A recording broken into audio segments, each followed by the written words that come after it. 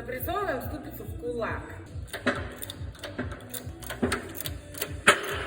Сучку. Не могу. О, она поднимается, да?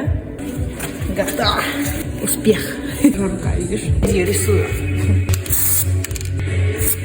Проблемы начинаются.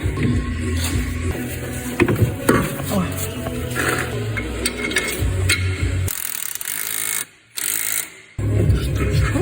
Ой, не в ту сторону крутится. Это вот это же?